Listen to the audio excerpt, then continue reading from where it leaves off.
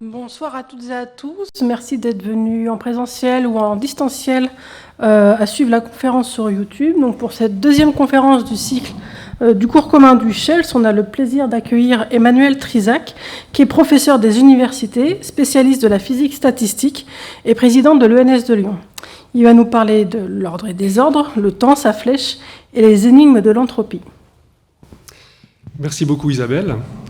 Merci à vous de me consacrer une partie de votre soirée également. Ce soir, il va être question de temps, d'irréversibilité et des objets qu'on a en physique pour pouvoir en parler.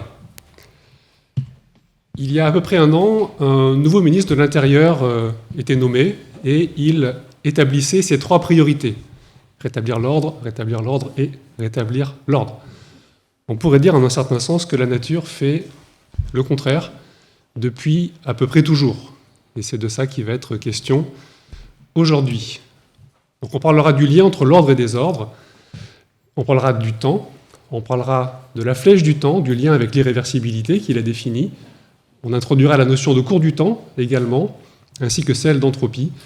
Et je précise que le point de vue que je vais adopter ce soir est un point de vue très partiel sur la notion de temps, c'est celui d'un physicien et d'un physicien statisticien. C'est un sous-ensemble des thématiques de recherche en physique, et vous verrez au fil de l'exposé certaines des limitations du point de vue que je vais développer.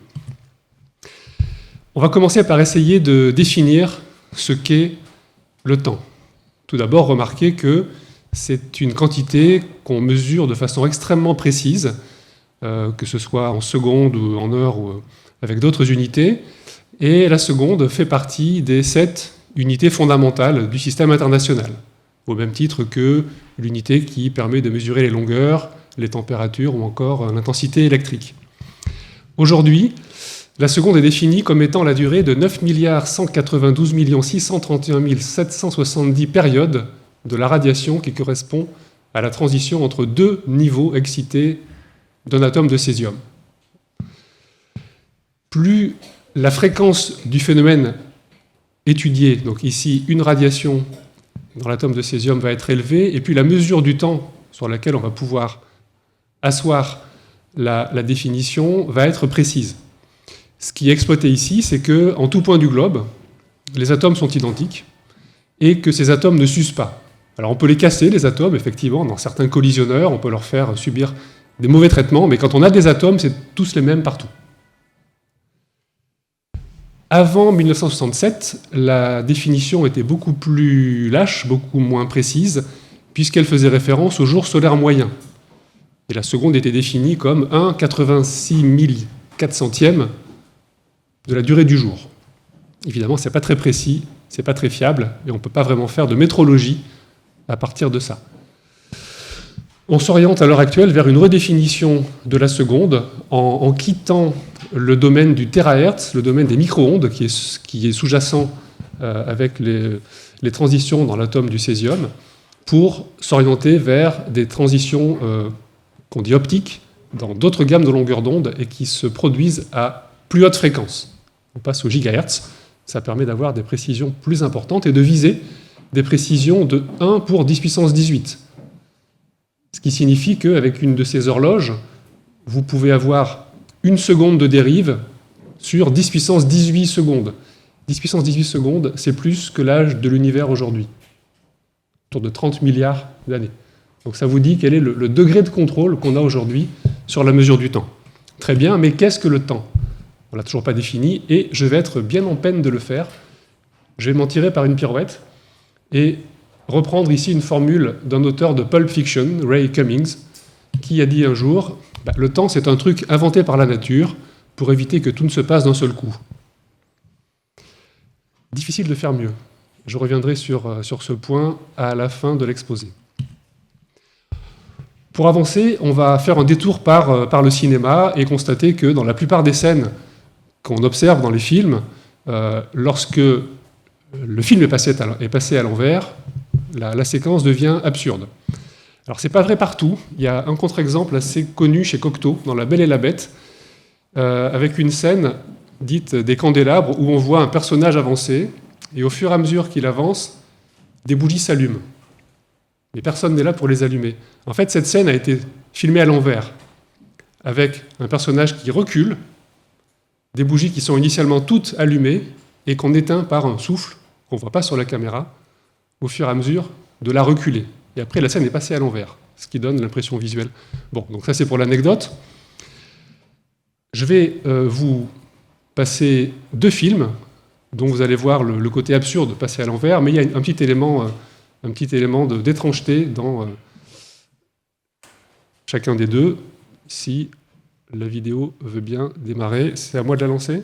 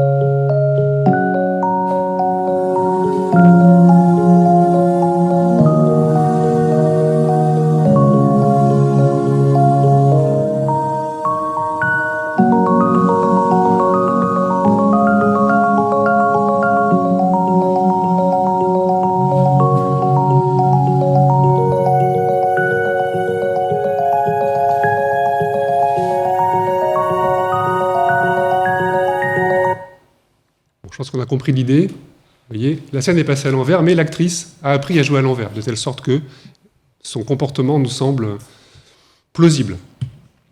Il y a un YouTuber plein de talent qui a poussé cette logique un cran plus loin, et j'aimerais aussi montrer la vidéo, et après ça sera fini. Il s'appelle Tim Blaze, et il animait une chaîne qui s'appelait Acapella Science, qui est absolument remarquable en termes de qualité de vulgarisation pour des concepts scientifiques qui sont loin d'être évidents, notamment celui qu'on va discuter, et cette notion d'un temps anthropique. Alors, je vais vous passer la vidéo, et on la commentera brièvement derrière.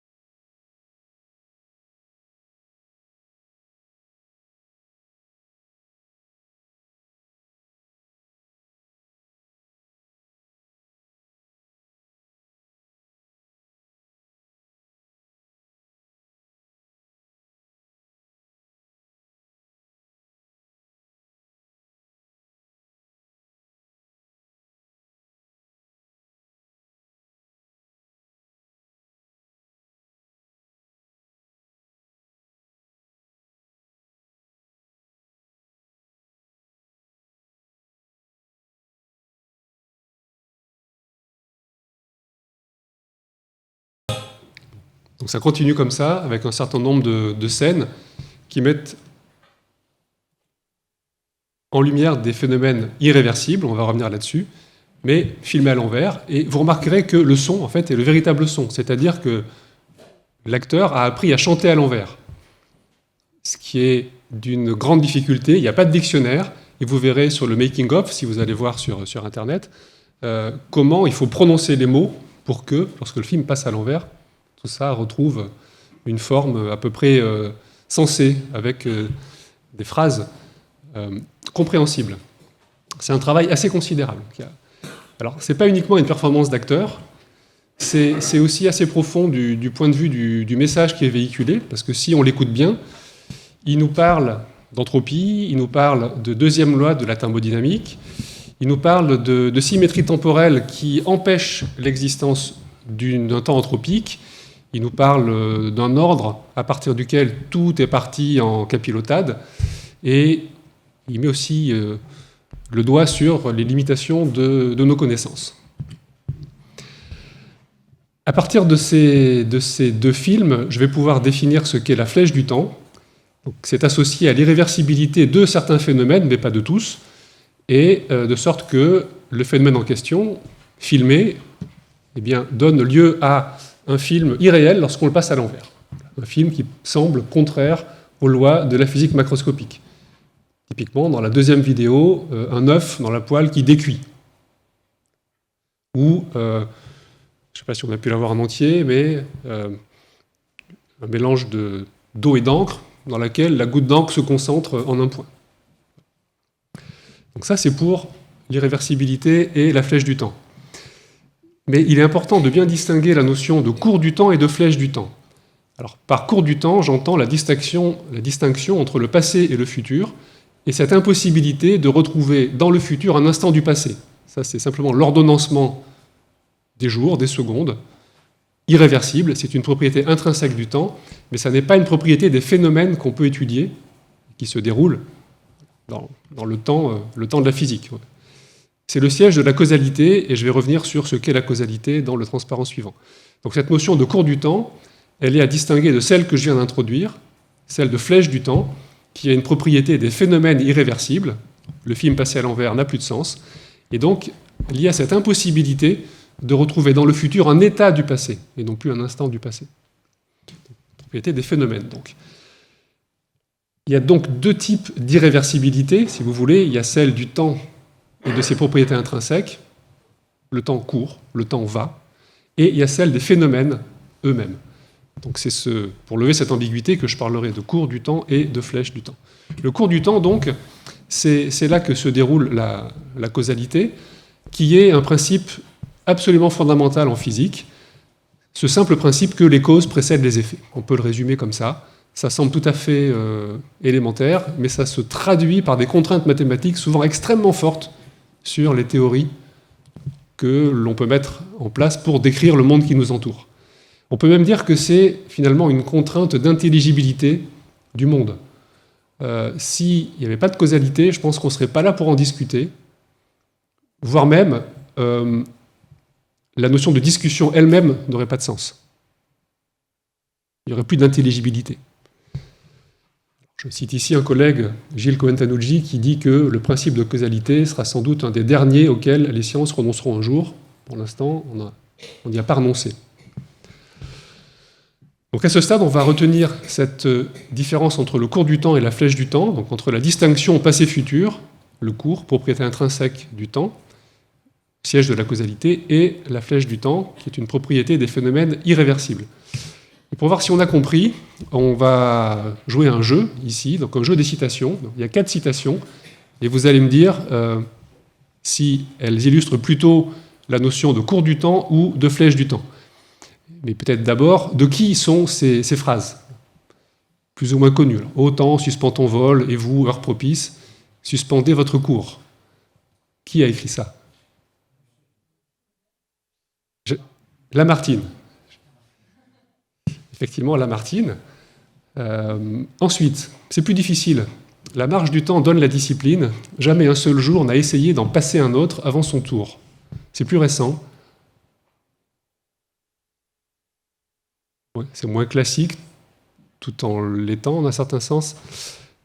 C'est Pierre Dac. La troisième, le temps s'en va, madame. Là, le temps, non, mais nous nous en allons. Alors, de nouveau, c'est plus ancien, ça. Un poète,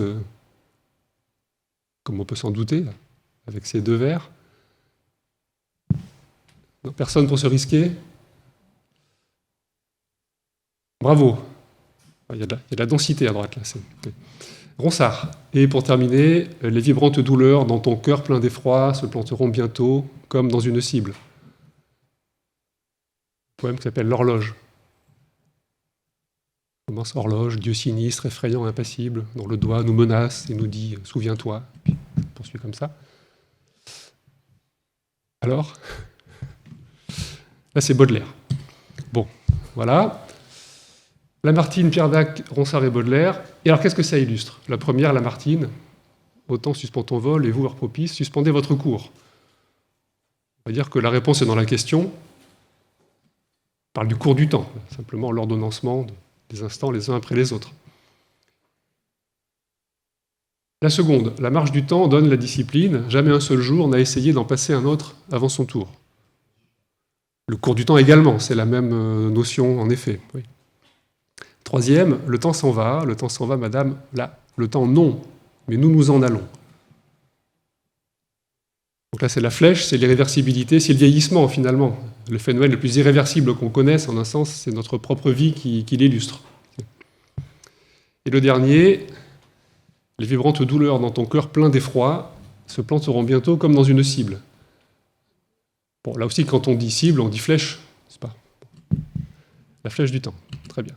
Donc on peut les classer comme ça. Au passage, on note que, sans vraiment le dire, Ronsard distingue le cours et la flèche du temps.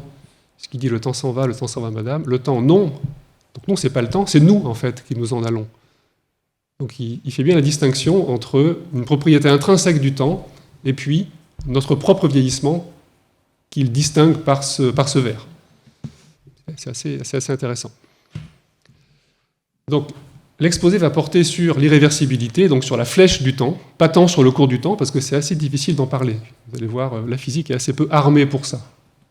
En tout cas, la discipline que je représente ce soir. Et je dois dire tout de suite qu'il y a d'autres flèches qui existent, y compris en physique, une flèche cosmologique en particulier, j'en toucherai un mot très rapidement, mais il y a des flèches d'ordre psychologique, par exemple, et encore bien d'autres. Donc, voilà, c'est une des limites de l'exposé. On va s'intéresser à l'angle de vue de la physique statistique, donc à la flèche qu'on pourrait qualifier de thermodynamique. Et dans ce qui va suivre, plutôt que de flèche, je parlerai d'irréversibilité. C'est un peu plus précis, un peu plus en phase avec le vocabulaire scientifique. Et je commence par un paradoxe assez surprenant, puisque d'un côté, la notion d'irréversibilité, j'ai mis ici une photo d'un verre cassé, très irréversible ça. Cette notion d'irréversibilité, elle est ancrée dans notre façon de voir le monde, et plus que ça même, elle a une législation qui est très stricte, qui est le deuxième principe de la thermodynamique, qui a été formulé dans les années 1820-1830, d'abord par Carnot, et puis ensuite par beaucoup d'autres, et qui était au départ une impossibilité stricte, c'était une loi intangible. Ça énonçait des interdits. On verra qu'en fait, c'est plus compliqué que ça. Ce ne sont pas de vrais interdits. On a mis longtemps à s'en rendre compte.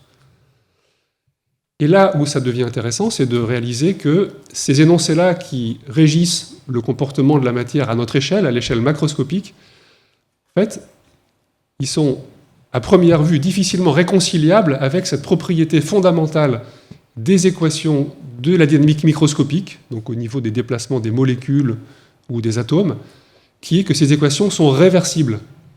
Alors mathématiquement, ça veut dire que si vous prenez les équations du mouvement et que vous changez le temps en son opposé, l'équation est invariable, c'est la même. Ça vous dit précisément que si vous passez le film à l'envers, il respecte les lois de la physique. Voilà. Ça, c'est quand même un petit peu curieux. Donc comment est-ce qu'on réconcilie les deux aspects? D'où vient donc cette irréversibilité, qui nous paraît si naturelle à l'échelle macroscopique, mais qui semble prendre à rebours cette propriété des phénomènes à l'échelle microscopique. Et puis après tout, on est fait de microscopique, et simplement, en rajoutant suffisamment, on arrive à nos échelles. Donc c'est ça le paradoxe de l'irréversibilité que je vais discuter de façon centrale ce soir. Je l'illustre par cette expérience très, très, très simple. Donc les séquences tout en haut, on prend un verre d'eau, on met une goutte d'encre là-dedans, on ne remue pas, on laisse l'encre diffuser, se répandre naturellement, on va dire, suite au choc moléculaire que les gouttes d'encre subissent de la part des molécules d'eau. Et au bout d'un certain temps, peu importe, la couleur s'est uniformisée, la goutte d'encre a diffusé à l'intérieur de tout le verre. Il apparaît bleu uniformément. Ce qu'on vient de raconter, c'est que si on passe le film à l'envers, on va du verre uniforme vers la goutte d'eau localisée. Ça semble complètement absurde, on se dit qu'on ne va jamais voir ça de toute notre vie, et c'est vrai, et pourtant ça respecte bien les équations de la physique microscopique. C'est une séquence qui est physiquement admissible. Alors j'ai simplifié encore un tout petit peu avec ce qu'on appelle la détente de Joule, mais c'est le même phénomène. Donc je considère une enceinte avec un certain volume, je vais appeler ça grand V, et puis comme condition initiale, je considère la configuration où toutes les molécules sont dans l'enceinte de gauche, ici. Donc il y a juste deux enceintes, une à droite, une à gauche, elles sont séparées par un compartiment. Au début, toutes les molécules sont à gauche, et je retire la paroi. Donc si j'attends, on va dire que j'attends 4 minutes, je passerai de la configuration A à la configuration B, où les molécules vont occuper les deux compartiments de volume grand V. Alors à partir de là, supposons que je parte de la configuration B et je renverse toutes les vitesses, et je ne touche pas aux positions. Là, on revient à la remarque sur la réversibilité des équations du mouvement. Je suis certain que si j'attends 4 minutes, je vais passer de la configuration C à la configuration D, c'est-à-dire toutes les molécules sont retournées à gauche. Donc là, de C à D, les trajectoires remontent le temps, on a passé le film à l'envers et il respecte bien les lois de la physique. Donc la transformation qui va de A à B, elle est irréversible, au sens où je l'ai définie. Celle qui va de C à D respecte les lois de la physique, mais elle n'est pas observée. Alors la raison, c'est que les configurations de type C, qui sont assez précises, je suis parti de A, je suis arrivé à B, et j'ai inversé les vitesses, elles cachent en elles-mêmes des corrélations qui gardent une mémoire de l'état A, qui rend possible cette propriété. Donc en un sens, ces configurations de type C, elles sont tout à fait exceptionnelles. Et c'est pour ça que quand on prend au hasard une configuration de type B où tout le monde, où toutes les molécules occupent gentiment tout l'espace accessible, on ne va jamais tomber sur des configurations de type C, ou en tout cas de façon extrêmement improbable, de sorte qu'on ne verra pas le retour vers la configuration D, qui est la même que la A, où toutes les molécules sont à gauche. C'est ça que j'aimerais expliquer un peu plus précisément maintenant, en faisant un petit calcul. Alors, je pars de cette remarque, en fait, que j'ai autant de configurations de type A que de type C. Il y a une correspondance qui est biunivoque entre les deux. Je ne le démontre pas, c'est quelque chose que j'admets ici. Donc si je suis capable de compter les configurations de type A, il faut voir ce que ça veut dire compter ici, alors j'aurai aussi compté les configurations de type C. Alors vous allez dire, j'aurais aussi compté celles de type B telles que définies ici. Oui, parce qu'entre B et C, il y a une relation extrêmement simple, mais je vais prendre B en un sens plus générique de je prends au hasard une configuration où toutes les molécules occupent tout l'espace possible.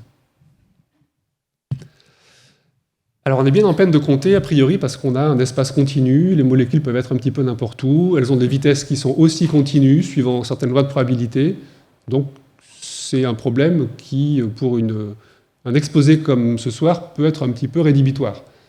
Alors, je vais adopter une solution très simple et suivre ce vieil adage qui dit souvent en physique, quand on est embêté par des problèmes de type continu, c'est bien de discrétiser. Be wise, discretize. Ça veut dire que je prends ma boîte et je la divise en un très très grand nombre de petites cellules, toutes petites cellules, et le volume des cellules n'est pas important. S'il est important, mon argument n'est pas intéressant, donc il faut vérifier que, après l'estimation que je vais faire, cette quantité-là disparaît. Sinon, ça va garder la trace d'un côté trop arbitraire pour être intéressant.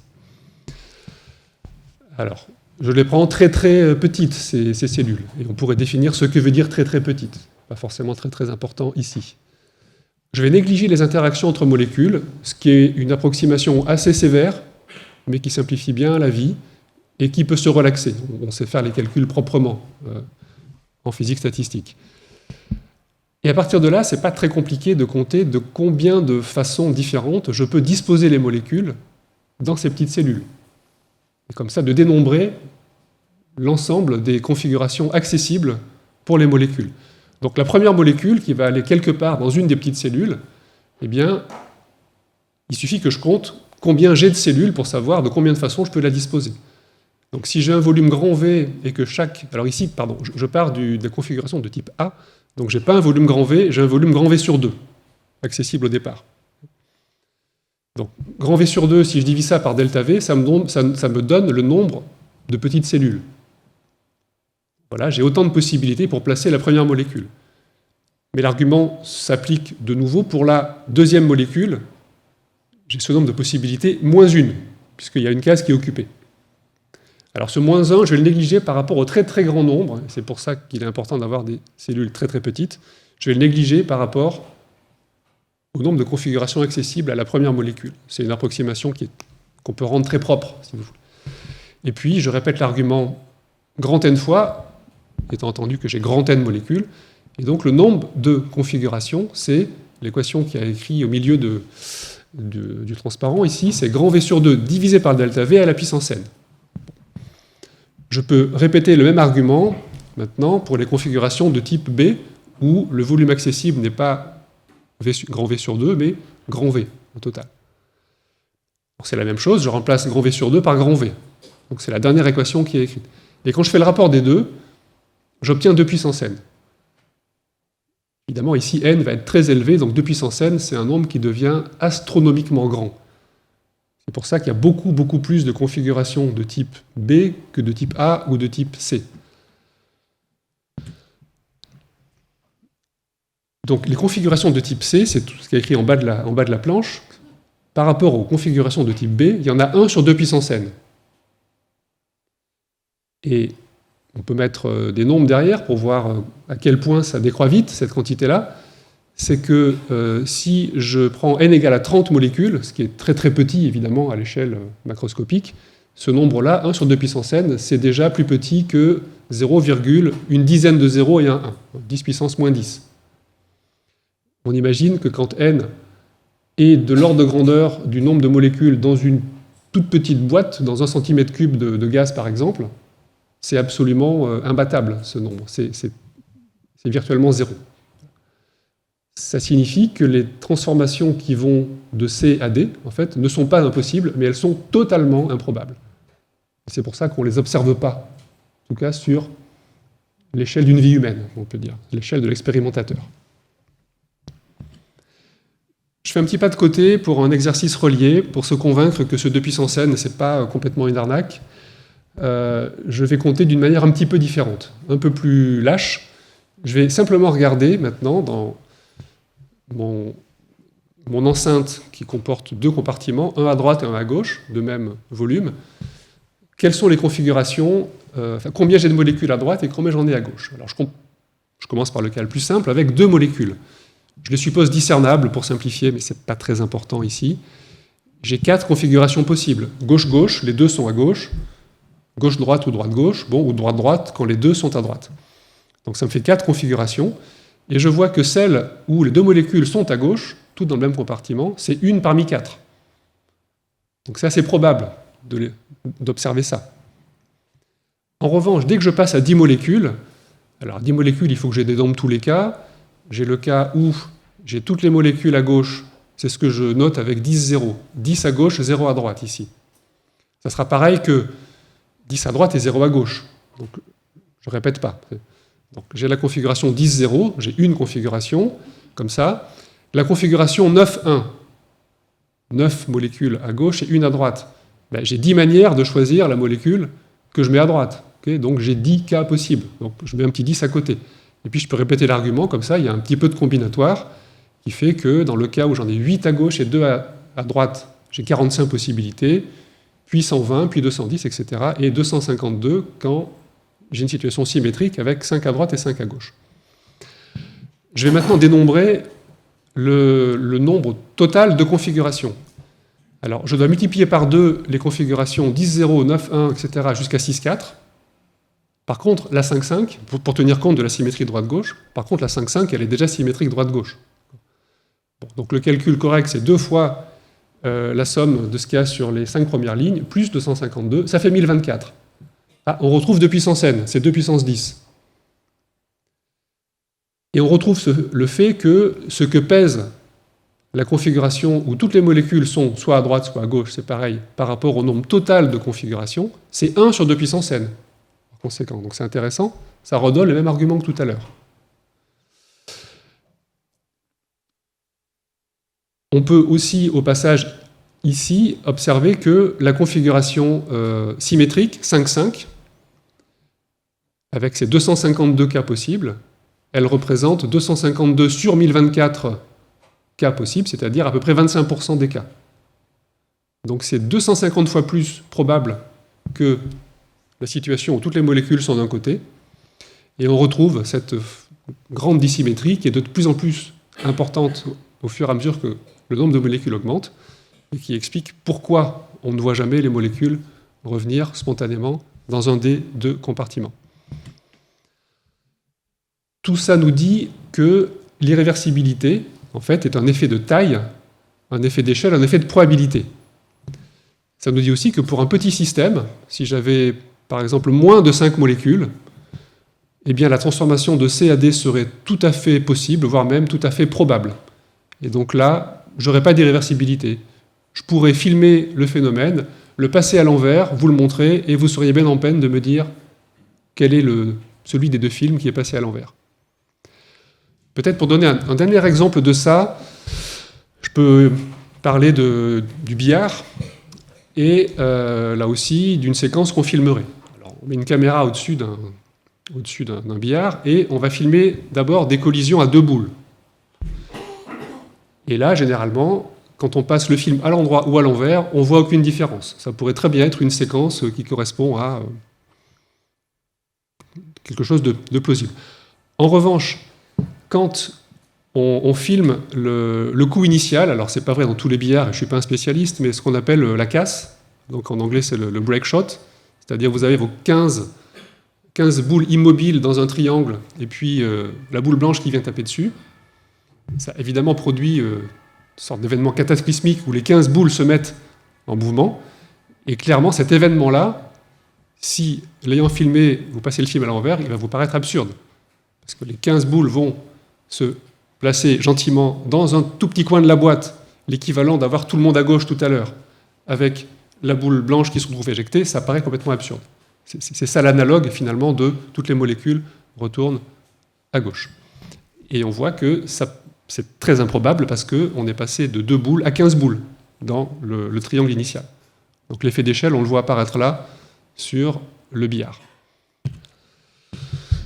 Alors, conséquence, si vous avez cassé votre vaisselle, un verre, comme ça, il y a 2 solutions possibles. Alors, il y a celle qu'on emploie en général, c'est le balai. Mais il y a aussi la patience. Si vous êtes prêt à attendre assez longtemps, vous devriez voir le verre se reconstituer. Le problème, c'est qu'il faut être vraiment très patient, et en général attendre une durée supérieure à l'âge de l'univers. Mais la réversibilité des équations microscopiques conduit à cette conclusion. Bon, donc le balai reste quand même une bonne option. Un aparté historique, ici, sur un des physiciens qui a été le plus influent et un des pionniers dans ses réflexions sur l'irréversibilité, Ludwig Boltzmann.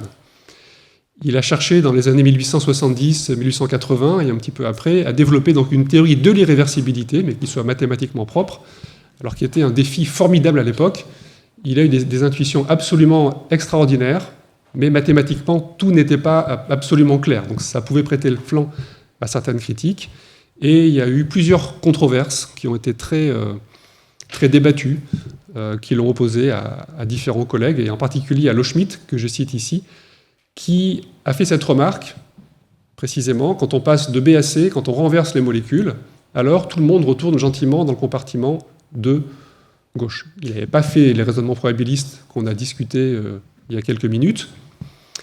Et donc il en concluait que la théorie de Boltzmann, qui consistait à développer une théorie de l'irréversibilité à partir d'équations microscopiques réversibles, était vouée à l'échec, était absurde. Ça n'avait aucun sens. Alors ça a un petit peu énervé Boltzmann, qui lui a dit « Vas-y, renverse-les, les vitesses ». C'était un peu une pirouette, mais il avait peut-être, sans s'en rendre compte, mis le doigt sur un lien extrêmement important. C'est une autre des intuitions remarquables de Boltzmann sur le lien qu'il y a entre l'irréversibilité, l'information qu'on a sur un système, et notre capacité à agir sur ce même système. Parce que finalement, c'était ça qui était sous-jacent. On n'est pas capable de renverser toutes les vitesses. Il faudrait un petit démon. Alors, vous savez qu'on nomme des noms propres aux différents démons. Il y a des démons de Maxwell en physique. Ici, ça serait un démon de Loschmidt qui serait capable d'inverser toutes les vitesses. Bon, ça n'existe pas. Et tout à l'heure, je vais revenir sur cette question de notre capacité à agir sur le système et du lien qu'il y a avec le thème central de ce soir. Alors à ce stade, on a compris que l'irréversibilité est un phénomène qui résulte du fait qu'on s'intéresse à un grand nombre d'entités. Donc c'est un phénomène dans ce sens qui émerge des interactions. Que ce qu'on observe, c'est une évolution du moins probable vers le plus probable. Finalement, la flèche du temps, c'est ça. L'irréversibilité. Ce qui signifie que si l'irréversibilité n'est pas dans les équations microscopiques de la physique, et on a vu qu'elle n'y était pas, alors elle est là quand même, mais dans les conditions initiales qu'on leur adjoint. Parce qu'une fois qu'on a donné les équations qui régissent le comportement de la matière, on n'a pas tout dit. Pour qu'on puisse résoudre ces équations, il faut qu'on dise à quel système on l'applique. Donc à quelles conditions initiales, on dit en physique ou en mathématiques, on l'applique. Et c'est là que se niche l'irréversibilité. Ça veut dire aussi, si on s'intéresse maintenant non pas à une expérience de quantable comme le mélange d'une goutte d'encre dans un verre d'eau, si on s'intéresse à cette grande expérience qu'on vit tous sans forcément s'en rendre compte de l'expansion de l'univers, donc on va vraiment décentrer le regard et adopter un point de vue plus cosmologique, ce qu'on observe est irréversible.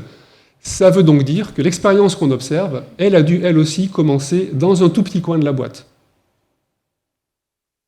Ça nous renvoie au Big Bang en un certain sens, et ça déporte tout de suite la question sur des sujets de nature cosmologique.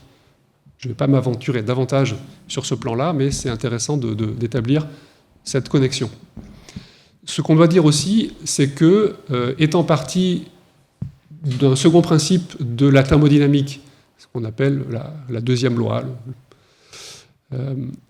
qui était un absolu intangible, c'était une impossibilité stricte, eh bien Boltzmann et puis d'autres, notamment Maxwell, le monsieur Maxwell de l'électromagnétisme, ont commencé à déconstruire le caractère absolu de l'irréversibilité, à se rendre compte que c'était plus compliqué que ça et qu'il y avait cette notion d'échelle qui était importante, avec les probabilités qui donnaient tout leur sens et qui permettaient de réconcilier les points de vue microscopiques et macroscopiques. Et en un sens, cette déconstruction qui avait été initiée par Boltzmann et ses contemporains, elle a été poursuivie tout au long du XXe siècle, et en fait elle s'est beaucoup accélérée à la fin du XXe siècle, jusqu'à ces dernières années, avec ce qu'on appelle les théorèmes de fluctuation, qui sont des énoncés mathématiques très propres, et tout cela prend corps dans ce qu'on appelle le domaine de la thermodynamique stochastique. Et à chaque fois, l'effet d'échelle est important. Et ce qu'on va faire ce soir, c'est qu'on va pousser cette déconstruction un cran plus loin, en un sens l'achever. Pour aller plus avant, il faut définir ce qu'est l'entropie. C'était sous-jacent dans à peu près tout ce que j'ai raconté, mais ce n'est pas une notion, alors c'est pas tout à fait comme le temps, qu'on n'arrive pas à définir, mais ce n'est pas simple malgré tout. Tout le monde en parle, vous voyez, vous trouvez facilement un tas d'articles qui, dans le titre ou dans le corps du texte, vous en parlent. Pas forcément de façon fidèle à ce qu'est cet objet en physique. Donc je vais essayer de vous dire ce que c'est et comment ça se calcule. Alors d'abord, souvent, pour l'anecdote, on note ça grand S, et personne ne sait vraiment pourquoi. C'est assez curieux. On pense que c'est peut-être en hommage à Sadi Carnot, qui est un des pionniers de cette discipline, de la thermodynamique, mais ce n'est pas franchement clair. L'étymologie n'est pas franchement claire non plus. Entropia, alors c'est l'action de se retourner, on a déjà vu quelques arguments de cette nature-là, mais c'est aussi la tricherie, le coup tordu, le mauvais tour. Donc quand on commence à dénommer un concept avec ce type d'idée, c'est pas forcément très bien parti. On ne peut pas s'étonner derrière que ça crée de la confusion. Ce qu'il faut en retenir, c'est que c'est la notion de sens de transformation qui est importante et qui a donné qui a fait que ce mot a été adopté. Alors l'entropie quantifie l'imprédictibilité d'un système au sens de l'information qui nous manque pour le décrire. C'est important, j'introduis la notion d'information et je vais revenir dessus aussi. Et c'est là que se trouve la notion de désordre, dans l'information manquante. Cette entropie permet de formuler le second principe, qui est donc un principe d'évolution, étant entendu qu'en thermodynamique, il y a un autre principe qui est beaucoup plus simple, qui est un principe de conservation. Conservation de l'énergie. Quand on prend en compte toutes les transformations possibles et toutes les formes que l'énergie peut prendre, il y a une conservation stricte. Et cette entropie mesure l'irréversibilité, autrement dit, elle mesure la longueur de la flèche du temps. On a vu que l'entropie d'un système isolé augmente, c'est une façon de reformuler ce qu'on a raconté jusqu'à présent, que c'était une question de probabilité, et que pour qu'il y ait une augmentation réelle, il fallait qu'il y ait assez d'entités en interaction en jeu. Maintenant, comment peut-on la calculer, cette entropie ? Alors, on peut aller, pour ce faire, à Vienne, au cimetière central, chercher la tombe de Ludwig Boltzmann, parce que sur cette tombe, ses disciples, on peut dire, ou ses collègues, c'est pas lui qui a demandé ça, mais ont écrit une formule que vous voyez tout en haut, là, que vous devinez, cette épitaphe au-dessus du buste, qui vous dit que S égale à K log de W. La formule est relativement simple. Là-dedans, S désigne l'entropie, comme on vient de le voir. K, c'est pas très important. C'est ce qu'on appelle la constante de Boltzmann, c'est bien pour lui. C'est une quantité fixe qui ne sert qu'à fixer l'échelle de température, qui nous sert à mesurer, finalement, à interpréter les thermomètres, si vous voulez. Donc si on change K, on va changer la mesure des températures, mais ce n'est pas très important. Ce qui est plus important, c'est le W, puis le logarithme aussi. Et W ici, ça désigne le nombre de configurations microscopiques d'un système donné qui correspond à un certain système macroscopique, qui correspond à ce qu'on observe. Dans ce qu'on observe, il y a des appareils de mesure, et je vais revenir là-dessus, mais on n'est jamais capable, bien entendu, de percevoir la matière dans toute sa complexité microscopique, et donc il y a toujours un immense nombre de configurations microscopiques qui réalisent une observation macroscopique donnée. C'est ça, ce grand W. Et pour éviter d'avoir des nombres astronomiques, parce que W devient rapidement hors de contrôle, on prend le logarithme. Il y a une autre raison aussi, c'est que le logarithme, vous savez, a cette propriété de transformer un produit en somme. Donc ça fait que l'entité qui en résulte, S, a des propriétés additives, ce que n'a pas W, qui a des propriétés multiplicatives. Bon, et donc c'est important pour la construction de la théorie d'avoir cette propriété d'additivité. Tout en bas, j'ai fait figurer un timbre qui a quelques années déjà, qui est un timbre du Nicaragua. Et ce pays, il y a quelques années, a émis 10 timbres qui correspondent aux 10 avancées les plus importantes de l'histoire des sciences. Alors ça commence avec 1 plus 1 égale à 2. Effectivement, un moment de l'histoire de l'humanité où on a commencé à compter, extrêmement important. Un autre timbre est consacré à la définition du logarithme. Ça vous dit que l'exponentielle du logarithme de quelque chose, c'est le quelque chose. Bon. Ça vous dit aussi S égale à K log de W. Donc, et ça me semble tout à fait juste de considérer que cette formule-là fait partie des 10 formules les plus importantes dans toute la science contemporaine. Alors, rassurez-vous, il y a aussi E égale à MC2 là-dedans. Donc Einstein n'a pas été oublié. Mais c'est pour vous dire l'importance que ça a, alors que c'est beaucoup moins connu du grand public, en tout cas. Et donc, il est de bon ton d'aller se faire photographier sur la tombe de Boltzmann, qu'on soit célèbre, qu'il y a des célébrités sur la photo, ou qu'on soit un petit peu moins célèbre. Alors, j'y suis allé moi aussi, mais je n'ai pas mis le selfie parce que je n'ai pas osé. Alors, je vous parle un tout petit peu d'entropie. Ce n'est pas directement relié au thème de la soirée, disons, à la notion du temps et à son lien avec l'ordre, mais c'est lié directement à la notion d'ordre, puisque maintenant qu'on a un objet, qu'on est équipé avec ce concept qui nous permet de quantifier le désordre, on a parfois des conclusions assez étonnantes qui ressortent.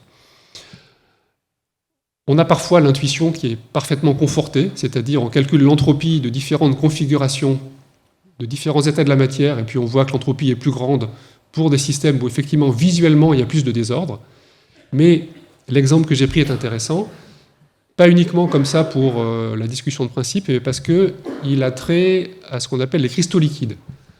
Alors les cristaux liquides, ça se présente sous la forme de des petites molécules allongées, donc d'où les petits bâtons qui sont dessinés ici, qui schématisent des molécules de cristaux liquides, des molécules allongées, qui ont des comportements de phase très curieux, qui relèvent à la fois du cristal et du liquide, ça dépend à quel type d'ordre on s'intéresse. Il y a des ordres positionnels, sur où sont placées les molécules, et il y a aussi des ordres orientationnels, indépendamment des centres de masse, est-ce qu'elles sont toutes alignées, ou au contraire, dans un état qui est orientationnellement désordonné.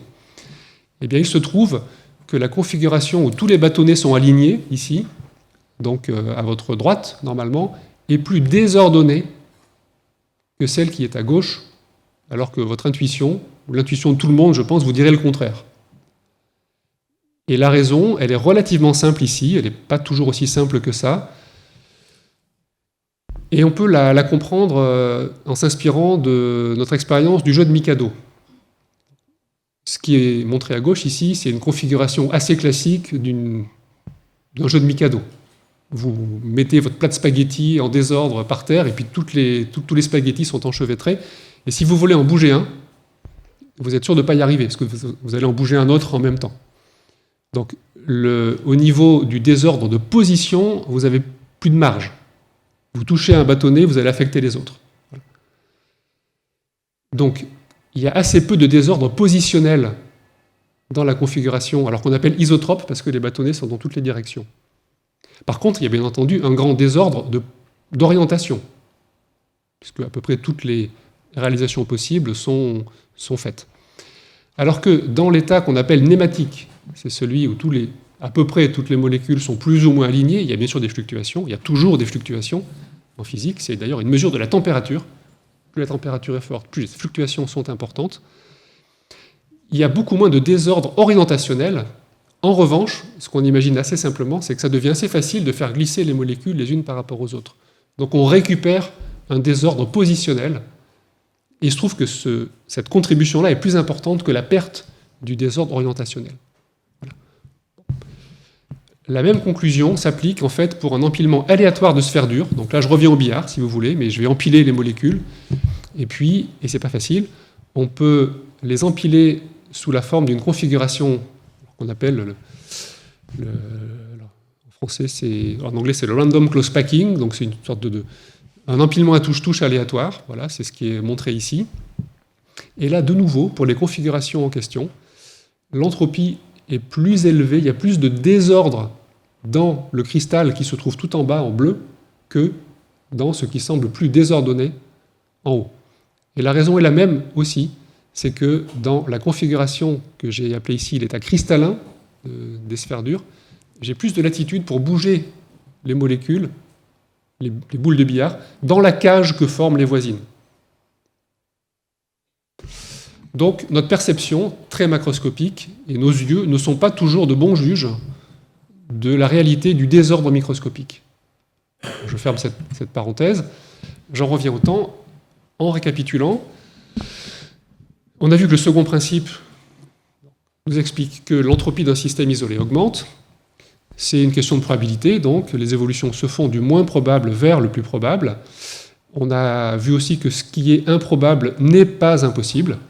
Donc le second principe peut être battu, en un certain sens, dans certaines configurations, rares mais qui existent, et que donc en passant des grands systèmes aux petits systèmes, le second principe se dissout progressivement. C'est-à-dire que l'irréversibilité ne peut pas émerger. Et j'emploie émerger au sens que lui donne la physique, cette notion d'émergence qui est d'une propriété qui résulte du fait qu'on s'intéresse à un grand nombre d'entités en interaction. Pour poursuivre cette dissolution, je vais devoir établir le lien avec la notion d'information, et ça va me permettre de porter le coup de grâce en un certain sens. Cette notion d'information que Boltzmann avait pressentie sans pouvoir la formuler, c'était les années 1870-80, c'était trop tôt. Il a fallu 60 ans pour que les concepts mûrissent, et c'est Shannon qui les a fait mûrir dans un contexte qui n'avait rien à voir, un contexte plus lié à la transmission du signal, à l'ingénierie, qui ne s'est pas du tout rendu compte du lien qui existait avec les travaux de Boltzmann. Mais en fait, les formules que Shannon a écrites avaient déjà été écrites par Boltzmann, et pendant longtemps, personne ne s'en est rendu compte. C'est en fait von Neumann qui a établi à faire le lien. C'était à la fois un mathématicien et un physicien assez génial, et il a pu établir le lien donc entre l'information définie par Shannon et l'entropie définie par Boltzmann. C'est exactement le même objet. Alors une fois que j'ai dit ça, je précise que, tout à l'heure je l'ai annoncé brièvement, en physique, quand on fait une expérience, on ne peut jamais connaître ni la position, ni la vitesse, donc on ne peut pas connaître le détail microscopique qui correspond à une observation qu'on fait. Les observations qu'on fait sont faites avec des instruments qui sont très peu nombreux et correspondent donc à une information qui est très dégradée par rapport à toute la richesse microscopique qui permet de réaliser les configurations macroscopiques qu'on observe. C'est pour ça qu'on va assigner, et c'est le cœur de la physique statistique, d'où le terme, on assigne des probabilités à des états microscopiques, et ces probabilités sont des fonctions plus ou moins compliquées, des observations qu'on fait sur le système. Et donc la probabilité ou l'entropie quantifie l'information dont on dispose, ou plutôt en fait le manque d'information sur un système qu'on observe. Ce lien entre l'entropie et l'information, il devient parfaitement frappant, je trouve, quand on explique que quand vous prenez une photo, par exemple sur votre téléphone, sur votre ordinateur, et que vous comprimez la photo, c'est important de la comprimer, alors la place que ça prend sur le disque dur, c'est très exactement l'entropie de la thermodynamique, à une toute petite subtilité près, qui est que la constante de Boltzmann qu'il faut mettre, c'est bien sûr pas celle que Boltzmann avait imaginée, c'est autre chose, c'est 1 sur log de 2, bon. Mais c'est une autre constante. Mais comme j'ai dit, l'important, c'est pas la constante qu'on met devant le logarithme dans la formule qui est gravée sur la tombe de Boltzmann, c'est le fait qu'il y ait le logarithme du nombre de configurations. Donc voilà, et c'est d'ailleurs un jeu qu'on peut faire soi-même. Si on prend des séquences aléatoires, par exemple, alors, quand on questionne Shannon, voilà, il y a une formule qui vous permet de calculer l'entropie du signal que vous allez générer.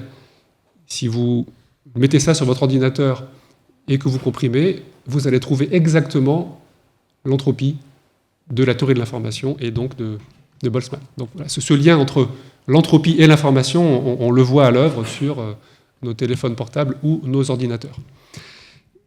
Je rajoute aussi qu'il est intéressant d'employer les probabilités ici, en tout cas quand on les emploie, de remarquer que ça nous fait pointer du doigt que la notion d'observateur devient importante. Que donc le concept ne se rapporte pas uniquement à l'objet étudié, mais à l'observateur. Et je poursuis sur cette voie, puisqu'en fait, l'entropie n'est pas une propriété d'un état microscopique, ça on l'a déjà dit, hein, c'est une propriété d'un état macroscopique, c'est une propriété d'une observation que l'on fait sur un système. Et le point important, donc, c'est que différents observateurs vont pouvoir faire différents types d'observations, parce qu'on n'a pas tous les mêmes appareils de mesure. Donc l'entropie n'est pas une propriété intrinsèque d'un système, même pas d'un ensemble de configurations macroscopiques. C'est une propriété de la description qu'on donne du système, et donc après indirectement des expériences qu'on peut y faire. Et quand on enseigne cette physique-là, qui a été mon activité pendant très longtemps, en général on ne parle pas de ça. Parce que dans la construction et dans le déroulement assez implacable de la théorie, il n'y a pas tellement la place pour ce type de configuration, pour ce type de considération, pardon, pour des raisons sur lesquelles je pourrais revenir. Je poursuis, donc ça veut dire que pour un même système, plusieurs descriptions thermodynamiques sont possibles, et que donc plusieurs entropies peuvent être calculées. Alors il y a des gens qui l'ont bien formulé, qui l'avaient bien senti, notamment Wigner, qui est un très grand physicien du XXe siècle, qui a eu cette formule qui condense l'énoncé, qui dit que l'entropie est un concept anthropique, mais avec un E d'un côté et un A de l'autre. Alors pour être plus précis, on pourrait dire que l'entropie dépend des appareils de mesure dont on dispose, c'est ça qui signifie, c'est un énoncé précis, c'est pas un énoncé très vague au sens anthropomorphique du terme, c'est pas du tout ça qu'il y a derrière. Ça a un sens expérimental précis, cet énoncé. Et on peut dire aussi que l'entropie donc est contextuelle. Elle dépend du contexte dans lequel les expériences se déroulent. Et je vais illustrer le fait qu'il y a plusieurs entropies sur cette idée que donc, tout le monde n'a pas la même information. Et je prends l'expérience suivante. Imaginez que dans mes deux compartiments, j'ai des boules vertes d'un côté à droite et des boules rouges de l'autre côté à gauche. Et puis je mélange tout ça. Clairement, quelqu'un qui distingue le rouge du vert va voir le désordre apparaître. Mais évidemment, quelqu'un qui ne distingue pas ces couleurs-là ne verra strictement rien d'irréversible. Ça, c'est l'exemple assez extrême du fait que, suivant les instruments de mesure dont on dispose, on n'a pas la même description du système, et donc, on ne va pas équiper le système des mêmes entropies. Donc le désordre des uns, ici, peut être l'ordre des autres. Ça appelle deux remarques et une question. Donc la première remarque, c'est qu'on a illustré par ce faire le lien qu'il y a entre, d'un côté, mesure et information, et puis de l'autre, le contrôle et la manipulation, et je vais poursuivre là-dessus. Et puis, cette idée aussi que ces différentes entropies qui qualifient l'information qui nous manque sur le système, suivant les instruments dont je dispose, elle est aussi liée à la capacité que j'ai à agir sur le système, parce que la façon avec laquelle j'acquiers une mesure est très souvent liée à la façon dont je peux modifier l'état d'un système. C'est ça qui établit cette connexion entre information et manipulation. Mais puisque l'irréversibilité est qualifiée et quantifiée par l'entropie, quelles conséquences peut-on en tirer sur l'irréversibilité elle-même, sur la flèche du temps? Tout à l'heure, on parlait de la flèche du temps. Mais est-ce que ça veut dire qu'il y aurait plusieurs flèches, même du point de vue thermodynamique, et donc plusieurs irréversibilités? Eh bien, je crois que oui. La conclusion, c'est que oui, il y a plusieurs flèches, il y a même beaucoup de flèches, et que si on veut toutes les considérer, il faut un très grand carquois. Alors, je poursuis la logique. L'entropie dans un système physique ne veut rien dire. Pourtant, vous allez trouver ça, je pense, dans pas mal de livres de physique. On doit préciser quelle description on donne du système. Cette description, elle n'est pas unique, et elle peut être surtout arbitrairement enrichie. C'est-à-dire, elle peut donner de plus en plus d'informations, de plus en plus d'observables, de plus en plus fines, avec des appareils de mesure de plus en plus sophistiqués, qui vont à chaque fois diminuer l'information qui nous manque sur le système. Et donc, ça va être associé à une entropie qui va diminuer. Donc, il y aura de moins en moins d'informations manquantes. Et donc, alors, soyons fous, quelle est l'entropie ultime? On va dire qu'il serait celle d'un être supersensible, dans le sens où cette personne-là serait capable d'appréhender, avec des yeux exceptionnels, toute la réalité microscopique des systèmes. Après tout, c'est parce qu'on a de mauvais yeux qu'on n'est pas capable de le faire. Mais on pourrait très bien imaginer, au moins conceptuellement, des super yeux de cet être supersensible qui permettraient d'aller jusqu'à ce degré de précision microscopique. Eh bien, dans ce cas-là, la notion d'entropie disparaîtrait. Il n'y aurait plus d'informations manquantes sur le système. Il y aurait accès par son observation. Donc, pas d'informations manquantes, donc pas d'irréversibilité. Il suffit donc, là il y a beaucoup de guillemets à mettre, il suffit donc d'enrichir suffisamment la description pour qu'in fine, elle coïncide avec l'état microscopique. Alors évidemment, il faut beaucoup l'enrichir. C'est la différence qu'il y a entre 1 et puis 2 puissance n, où n est très très élevé. Mais conceptuellement, on peut au moins pousser l'argument jusque-là. Donc je vais en venir aux conclusions qu'on peut en tirer. La première, c'est que, contrairement peut-être à ce que certaines personnes qui s'engagent dans les études de physique pensent, la physique, ça n'est pas que l'étude des phénomènes, c'est surtout l'étude de ce qu'on peut en dire. Et c'est illustré par les quelques exemples que je viens de donner. Alors, ce n'est pas moi qui l'ai dit, il y a des physiciens de tout premier plan qui l'ont formulé. Donc on peut l'illustrer avec l'exemple de l'irréversibilité dont j'ai parlé, je crois. Deuxième catégorie de conclusion, ce qui est irréversible pour un observateur peut ne pas l'être pour un autre. L'irréversibilité, en conséquence, et dans ce sens-là, est un effet de perspective. Mais par ailleurs, le temps lui-même, pour revenir au thème de la soirée, le temps n'a pas grand-chose à faire de nos limitations cognitives, de l'imperfection de nos instruments de mesure, de notre degré de contrôle qui est très partiel sur la matière. Par conséquent, on peut dépouiller le temps de sa flèche,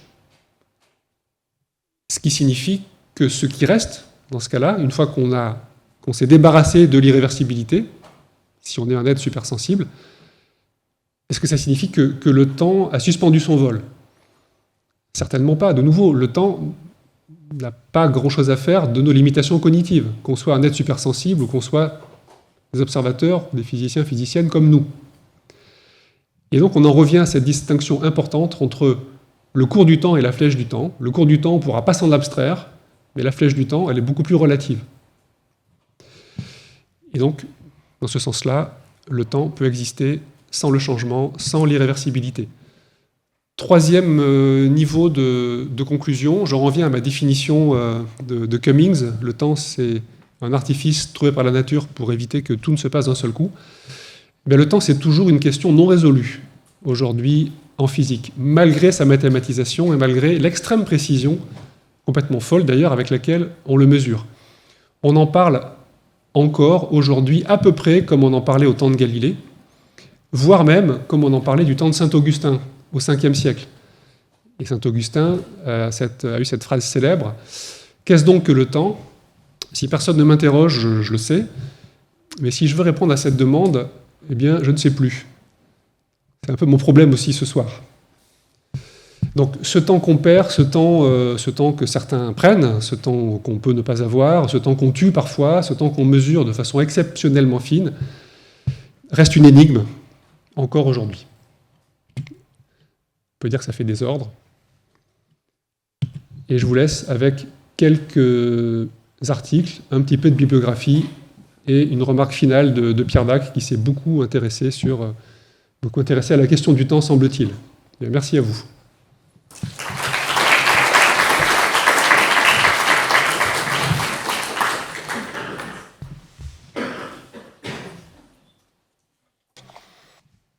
Bonsoir, merci beaucoup pour la présentation.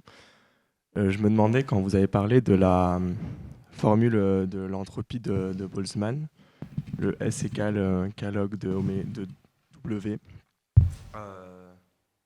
en fait, comment est-ce qu'il a trouvé cette formule? Est-ce que c'était un résultat empirique ou plutôt un résultat mathématique?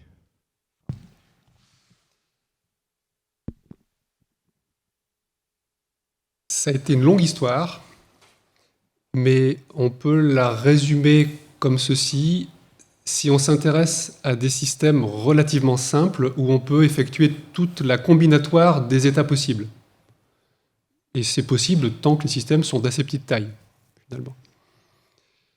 On voit que le nombre d'états microscopiques, qui est forcément quelque chose d'important ici, il avait compris que c'était en fait dans la mesure, plus il y a d'états accessibles pour une observation physique que je fais, plus naturellement il va y avoir de désordre, parce qu'il y a de façon de réaliser l'état que j'observe. Donc on comprenait que l'entropie devait être une fonction croissante de ce nombre grand W.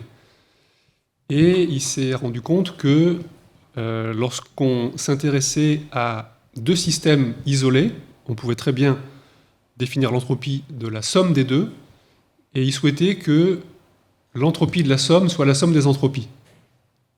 Donc il y a une propriété additive pour l'entropie. Et c'est ça qui a conduit à prendre le logarithme. Donc l'intuition, elle est relativement naturelle, de cette façon-là. Le cas, c'est pas lui qui l'a posé comme ça, il ne l'a pas appelé constante de Boltzmann, c'est d'autres qui l'ont fait pour lui. Il a même en fait jamais écrit cette formule directement. Mais moralement, c'est quand même lui qui est à l'origine de ça. Et ce qui est assez intéressant, c'est que Claude Shannon, dont j'ai parlé un tout petit peu ici, alors lui c'était en 1948, il a tout reconstruit depuis zéro. Il ne connaissait pas Boltzmann, je pense, ou en tout cas il n'a pas fait le lien, et il s'est reposé les mêmes contraintes. Je veux une mesure de l'information manquante, je voudrais qu'il y ait une propriété d'additivité, donc je vais devoir prendre un logarithme, etc. Et il a dérivé ça. Alors, il l'a généralisé un petit peu, au cas où on s'intéresse à des événements qui ont des probabilités qui ne sont pas égales. Donc, ce n'est pas juste log de W. Peut-être pour faire le lien, ce que je peux vous dire, c'est que si tous les événements sont équiprobables, dans ce cas-là, si tous les états sont équiprobables, la probabilité d'un de ces états, c'est 1 sur grand W. Et donc, cette formule vous dit que l'entropie, c'est moins K fois le log de la probabilité d'un état. Et il a compris que cette formule pouvait se généraliser en fait, à des événements où toutes les probabilités ne sont pas les mêmes, ou donc à des états où toutes les probabilités ne sont pas les mêmes, sous la forme de moins la somme des pays log de pays, où les probabilités sont... Bon, là, je m'égare un petit peu. Ce que je veux dire quand même, c'est que, ça, c'est pas inintéressant, c'est que donc, pendant un certain temps, Shannon, qui refait le même raisonnement que Boltzmann, ne se rend pas compte que c'est l'entropie, en fait, est un petit peu dans le flou, et il faut qu'il rencontre von Neumann, qui s'intéresse à ses travaux, qui lui dit, mais ok, il faut que tu appelles ça l'entropie, arrête d'appeler ça l'information, pour deux raisons. D'abord parce que c'est l'entropie de la physique. C'est une bonne raison, finalement. Et il dit, deuxième raison, c'est que comme personne ne sait vraiment ce qu'est l'entropie, ça veut dire que dans un débat, tu auras toujours le dernier mot. Et donc ça a convaincu Shannon, qui qui a appelé ça l'entropie au sens de la théorie de l'information. Bon, donc, pour résumer, c'est l'additivité qui compte pour intuiter la formule. Oui, j'ai deux questions. La première, Cédric Villani a passé une grande partie de sa carrière de mathématicien sur l'équation de Boltzmann. Est-ce que vous pouvez nous dire sur quel aspect plus spécifique de l'équation de Boltzmann ou de la physique statistique il s'est attaché? Ça, c'est ma première question. Et la deuxième, quelles sont encore les grandes questions ouvertes en physique statistique et plus particulièrement autour de l'entropie aujourd'hui? Oui. Alors, première question, Cédric Villani et l'équation de Boltzmann. Son équation de Boltzmann n'a rien à voir avec celle-ci. Il y a une autre équation qui, en fait, pour le coup, là, que Boltzmann a vraiment écrite, alors que je n'ai pas écrite ici. Je pourrais l'écrire au tableau si vous voulez, mais elle est en lien avec cette partie. Il faudrait que je retrouve la partie de l'exposé qui en discute. En fait, c'est avec la controverse avec Loschmidt, grosso modo. Voilà. Ici, je vous ai dit, Boltzmann développe une théorie de l'irréversibilité. Alors, c'est là que se trouve le lien avec les travaux de Villani. L'équation de Boltzmann, c'est une équation qui va vous dire de quelle façon évolue avec le temps la probabilité dans un ensemble de molécules gazeuses, c'est pour des gaz, de trouver à un endroit donné une molécule avec une vitesse donnée. Donc on appelle ça une propriété à un corps, c'est-à-dire on a un grand ensemble de molécules, et puis on fait un zoom à un endroit, on se dit mais quelle est la probabilité d'observer à un instant donné une molécule à cette position, à telle vitesse. Ce que Boltzmann a compris, c'est comment on pouvait écrire cette équation. Donc il y a une dérivée par rapport au temps de cet objet, et c'est égal à une énorme intégrale, en première approximation, qui après on simplifie, une intégrale, disons, sur, on va dire, des propriétés collisionnelles, et c'est une équation qui est non linéaire, parce que ça fait intervenir un produit des probabilités auxquelles on s'intéresse. C'est le contexte général des travaux de Villani. C'est ce qu'on appelle la théorie cinétique. Et les fondements mathématiques de la théorie cinétique sont très subtils et très complexes. Comme assez souvent, les physiciens intuitent un résultat, ils écrivent une équation, mais c'est beaucoup de travail derrière pour montrer qu'elle est correcte, pour savoir jusqu'où elle est correcte, pour quelle classe de conditions initiales et pour quelle gamme de temps elle va être correcte. En gros, c'est ça. Et puis, il a eu la médaille Fields, en fait, pour d'autres travaux, qui sont aussi liés à de la théorie cinétique, mais qui ne portent pas sur l'équation de Boltzmann, qui portent sur d'autres équations qui ressemblent beaucoup à l'équation de Boltzmann, mais que Boltzmann n'a pas écrite. Donc c'est la même famille, disons.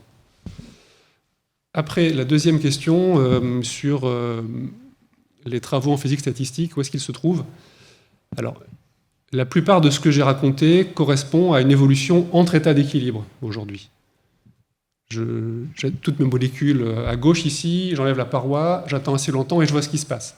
Et après, je vais comparer l'après et l'avant, l'entropie d'après, l'entropie avant.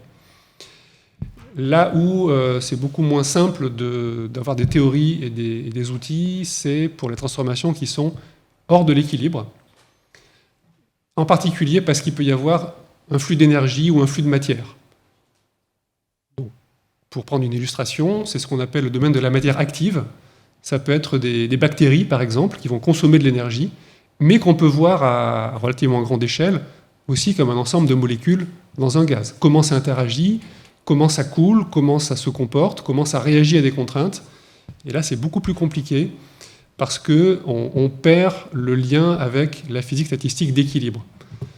Donc c'est là aujourd'hui qu'il y a de gros travaux, et on perd même la notion d'entropie, on perd la notion de fonction d'état, on perd l'universalité qui a été une des propriétés exceptionnellement marquantes de la thermodynamique et de la physique statistique d'équilibre.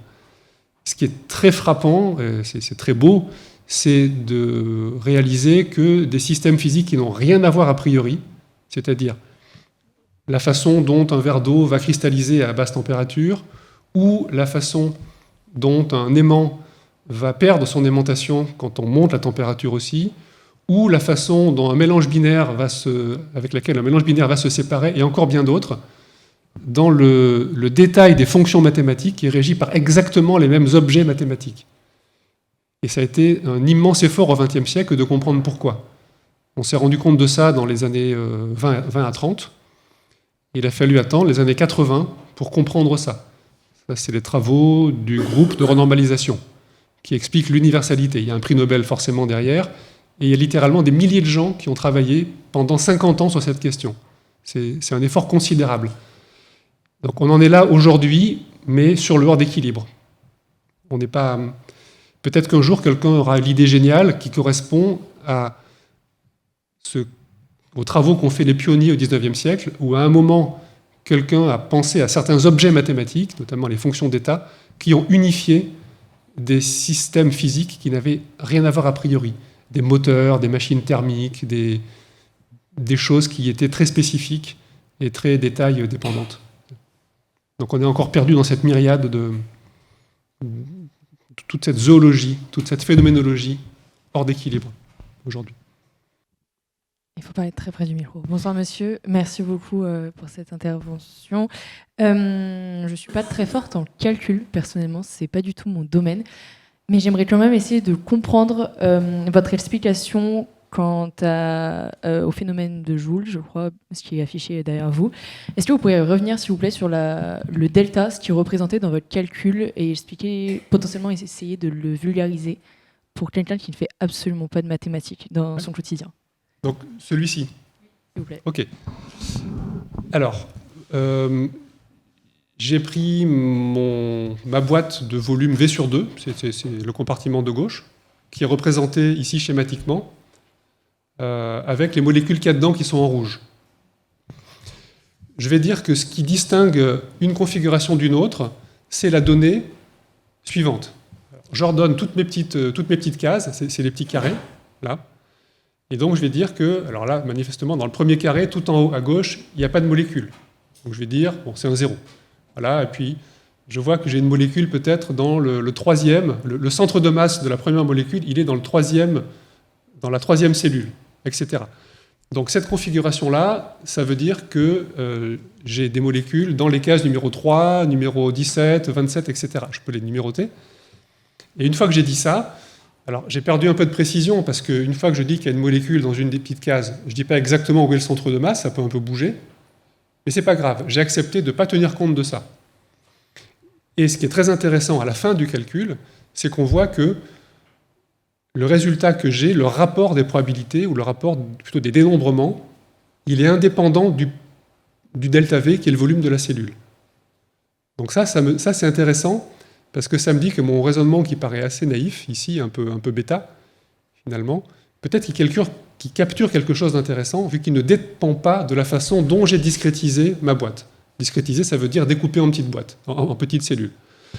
Alors, alors imaginons que je parte de 0, j'ai ma boîte comme ça, avec ces toutes petites cellules, et puis j'ai des boules de billard rouges que je vais mettre dans différentes cellules. Et je veux compter combien de possibilités j'ai pour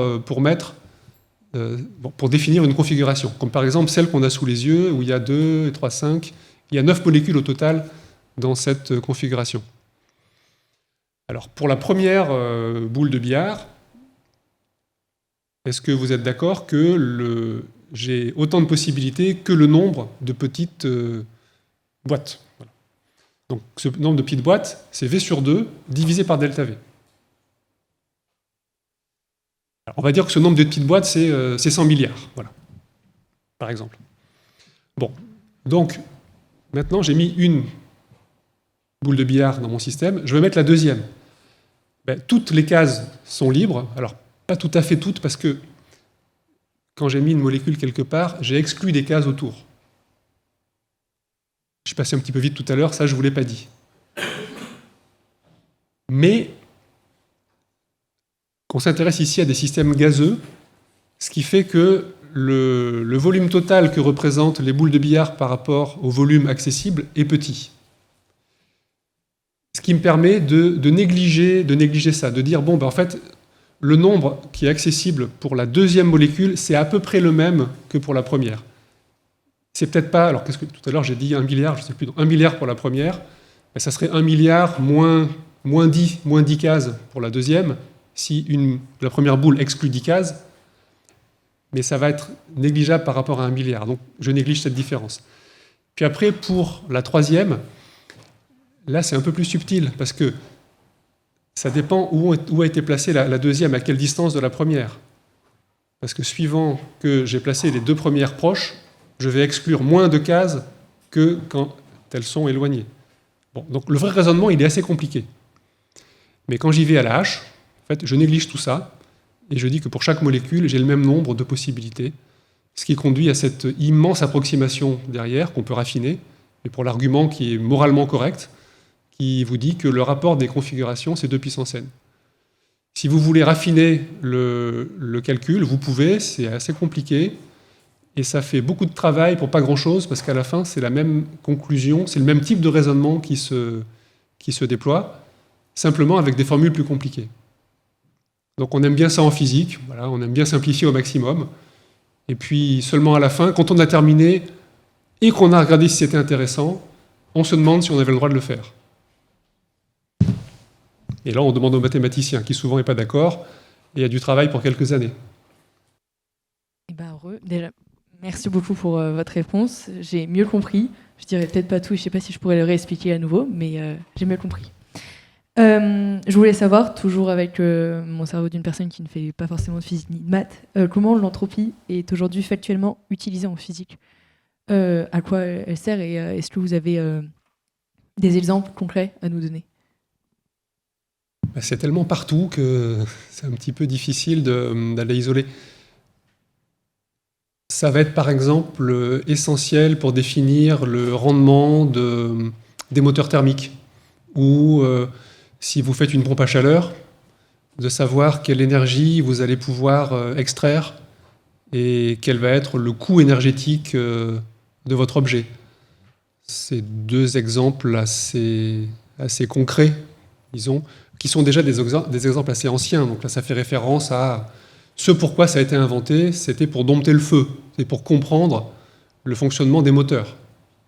Et d'ailleurs, le titre du premier article de Carnot, c'était « Réflexion sur la puissance motrice du feu ».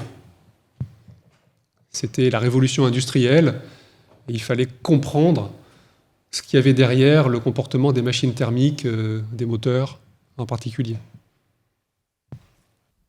Vous aviez dit, avec l'exemple du Mikado, que l'état cristallin est moins ordonné que l'état où la répartition des atomes, elle est, enfin plutôt sur la diapo suivante en fait, que l'état cristallin, il était plus ordonné que l'état où l'empilement des atomes est aléatoire, non? Il est plus désordonné. Oui, moins, oui, ok. Enfin, l'état cristallin est plus désordonné que celui du dessus. C'est ça, oui. Donc, quand vous dites ça, ça veut dire que l'état cristallin crée plus d'entropie que... D'accord. Mais donc, est-ce qu'il y a un lien avec... parce que souvent, nous, en chimie, enfin, en tout cas, moi, je crois ou je croyais que les solides cristallins, plus il y avait de structures comme ça ordonnées, et plus c'était solide, comme en diamant ou... Donc, est-ce qu'il y a un lien entre l'entropie et cette rigidité? Pas nécessairement. Pas nécessairement. Parce que là, vous faites allusion à d'autres types de propriétés, notamment la mécanique. Et le système dont j'ai parlé, dans ce cas-là, ne serait pas extrêmement utile. J'ai pris un système modèle, de nouveau, voilà, en tant que théoricien, on aime bien raisonner sur le système le plus simple possible et puis voir quels sont les phénomènes qui s'y passent. Donc ici, le système en question, c'est le système des sphères dures, des boules de billard. C'est un système très idéalisé où les molécules n'interagissent pas à distance, pas du tout, ce qui est très rare en chimie. Elles n'interagissent que par le fait qu'il y a une sorte de principe d'exclusion qui fait qu'on ne peut pas les faire se chevaucher. C'est vraiment des boules de billard. Il faut quand même dire que ça existe dans la nature, ça. On appelle ça des colloïdes. Il y a des laboratoires entiers qui savent faire des colloïdes qui se comportent comme ça, qui se comportent vraiment comme des sphères dures, et qui voient vraiment ce phénomène, qui voient la cristallisation aussi dans ce système-là. Tout ça, c'est vu avec des vraies expériences. Ce n'est pas uniquement une vue de l'esprit. Mais c'est des systèmes épurés, où il n'y a pas d'interaction à distance. Et ça fait que dans ces systèmes-là, si vous connaissez un petit peu la thermodynamique, l'énergie libre, qui est l'objet qui régit le fonctionnement des systèmes, se réduit à la partie anthropique. Dans l'énergie libre, il y a l'énergie moins la température fois l'entropie. Il se trouve que là, pour toutes les configurations accessibles au système, l'énergie est la même parce qu'elle est nulle. Les molécules n'interagissent pas. Et donc, c'est uniquement moins l'entropie qui régit le comportement du système. Et c'est pour ça que cette discussion est intéressante. En général, ce n'est pas comme ça pour un vrai système. Il y a à la fois des interactions à distance et puis des effets anthropiques. Ce n'est pas l'entropie toute seule qui compte pour savoir ce qui va se passer. C'est l'énergie libre, c'est d'autres types de potentiels thermodynamiques, comme on les appelle. Et c'est ceux-là dont on doit voir s'ils montent ou pas. Et en fait, ils doivent augmenter lorsque la transformation ils doivent plutôt baisser quand la transformation est irréversible. Et c'est aussi par le fait qu'il y a à la fois une partie énergétique et une partie anthropique que la mécanique est affectée différemment, et ça dépend de la partie énergétique. Ce que je peux rajouter pour l'anecdote, quand même, c'est que dans les années... C'était en 1957, les premières simulations numériques sortaient. C'était vraiment les plus jeunes physiciens qui s'intéressaient à ça, et ils sont allés au-delà du modèle le plus simple qui existe en physique, qui est celui du gaz parfait, où personne n'interagit avec le reste de l'environnement. Ils sont allés au système des sphères dures. Et donc ils mettaient 2 sphères dures, 3 sphères dures, 4, et puis ils simulaient ça dans une boîte, ils regardaient ce qui se passait. Et tout ça était très désordonné, évidemment, comme on s'y attend, mais ils se sont rendus compte qu'à force d'augmenter la densité, en fait, on passait par des états qui semblaient assez aléatoires, un peu comme ceux du haut, mais à un moment, on rajoutait une sphère, et hop, le système se figeait, le système s'ordonnait sur un état cristallin. Ce qui les a complètement stupéfaits, parce que ça voulait dire, ça il avait bien compris, que l'entropie était plus élevée dans l'état ordonné. Donc, tout le monde était extrêmement surpris. Il y a même eu un panel qui a été consacré à une discussion à ce propos, dans une conférence au New Jersey. Il y avait une quinzaine de physiciens là-dedans, et il y avait plusieurs prix Nobel. Et à la fin, de façon très démocratique, ils ont voté pour savoir si ces jeunes qui voyaient des choses bizarres dans leur simulation savaient de quoi ils parlaient, si c'était vrai tout ça. Et ils ont voté que c'était absolument pas vrai, c'était pas possible. Or, tout cet aéropage de physiciens de premier plan s'est trompé. Et puis quelques années plus tard, c'est devenu très clair. Et les simulations sont devenues un des outils de choix pour l'étude des systèmes physiques. Alors c'est relié, c'est pas tout à fait... Ça dépend à quelles conditions on s'intéresse. Quand on a un système qui est isolé, c'est toujours l'entropie qui compte. Voilà. Donc la question c'est, est-ce que l'entropie augmente? Et c'est ça qui vous donne la flèche du temps. C'est ça que vous allez voir en tant qu'expérimentateur. Si vous n'êtes pas dans un système qui est isolé, mais que vous êtes à température constante et à volume constant, et ça c'est beaucoup d'expérience en chimie, mais pas toutes, c'est l'énergie libre qui va compter. C'est l'énergie interne moins la température fois l'entropie. L'enthalpie libre, c'est encore autre chose, quand ça sera non pas le volume, mais la pression qui va être fixée. Donc, en fait, ça dépend des conditions expérimentales. Soit on fixe la pression, soit on fixe le volume, soit autre chose. Dans ce cas-là, il y a toute une panoplie de potentiels à utiliser pour savoir ce qui va se passer. Oui, on vous entend. Ah, très bien, merci. Alors, vous avez dit tout à l'heure qu'on pouvait, si on avait des mesures assez précises, remonter une une entropie qui soit assez précise dans la mesure. Mais si on descend des systèmes qui sont quantifiés, ça pourrait poser des questions par rapport aux moyennes qui sont définies, mais est-ce qu'on n'a pas des problèmes par rapport aux indéterminismes qui seront actifs dans le système en question? Alors, je ne suis pas sûr d'avoir entendu complètement. Est-ce qu'on n'a pas de problème avec le déterminisme? Par le déterminisme, du coup. Par exemple, si on pense aux relations d'Heisenberg, qui apparaissent pour des échelles très, très petites. Alors, effectivement, il faudrait voir dans un cadre purement quantique comment ça se passe. Ici, la discussion, elle est complètement classique et c'est une de ses limitations. Vous avez raison. Il faudrait voir comment ça se transpose. Ensuite, les équations de la mécanique quantique, elles sont parfaitement déterministes, elles aussi. L'équation de Schrödinger est parfaitement déterministe. En revanche, c'est vrai qu'il y a ce principe d'incertitude qui fait qu'on ne peut pas mesurer à la fois, arbitrairement précisément, une position et une vitesse.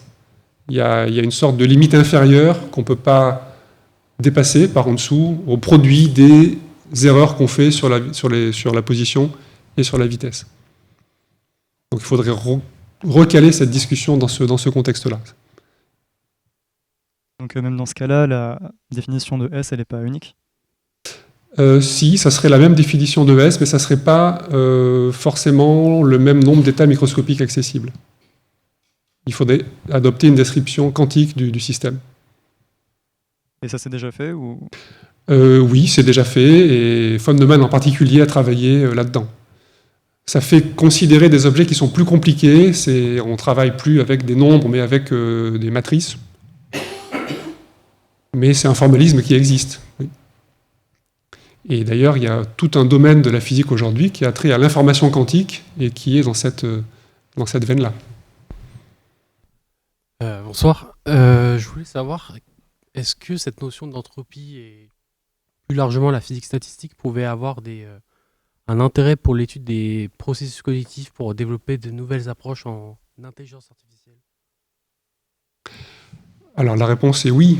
D'ailleurs, le prix Nobel de physique l'an dernier a été donné à une équipe qui s'intéressait au réseau de neurones depuis les années 80, en particulier M. Hopfield, qui est un physicien statisticien.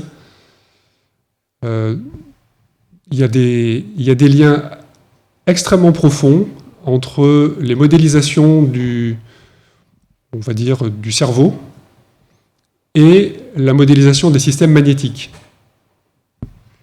En fait, le magnétisme, donc, ça résulte des interactions entre des spins, entre des morceaux de matière qui, pour parler de façon imagée, comportent ou portent avec eux des petits morceaux d'aimant, si vous voulez. Et les interactions entre ces différents spins vont en fait être très intéressantes pour modéliser le comportement cérébral. Et donc un lien entre deux spins, ça sera une synapse entre deux neurones. Donc il y a une littérature immense là-dessus, et depuis plus de 40 ans. Donc à l'époque où personne s'intéressait au réseau de neurones, les physiciens, statisticiens travaillaient beaucoup là-dessus. Et il a fallu attendre que les progrès dans la puissance de calcul et dans les traitements d'images soient tels, dans les années 2010, qu'on puisse capitaliser sur ces travaux-là pour tout ce qui a été fait ensuite dans le domaine de l'IA et dans ce qu'on connaît aujourd'hui du traitement des grands modèles de langage, par exemple. Peut-être pour répondre aussi un petit peu différemment à la question, la physique statistique s'intéresse aux entités en interaction. Et finalement, que ces entités soient des neurones ou des molécules dans un gaz ou des étourneaux dans une volée d'oiseaux, parce que c'est aussi quelque chose qui est très étudié, parce que c'est un bon modèle de matière active, les nuées d'oiseaux, eh bien, c'est éligible. On a les outils pour s'y intéresser, et c'est donc le sujet de pas mal de travaux. On comprend comment Ottilie garde la forme. Vous disiez du coup tout type d'éléments, les mouvements des éléments, vous parliez des tourneaux, on parlait de molécules avant, mais on a fait volontairement au début de la présentation le choix d'enlever tout ce qui était interaction, mais du coup comment vous le réintégrez dans tout ça? Parce qu'on disait, en tout cas de ce que j'en ai compris, on peut simplifier l'entropie comme un manque de connaissances, et si on avait toutes les connaissances sur quelque chose, on pourrait perdre l'irréversibilité de quelque chose, mais même si on se concentre sur un élément, en se concentrant sur celui-là, on va se rendre compte qu'il faut savoir aussi celui d'à côté. Et du coup, est-ce que cette irréversibilité, est-ce que même si on connaissait tout, on serait capable de toucher? Je suis pas sûre que ce soit si évident. Alors il y a plusieurs questions, c'est intéressant.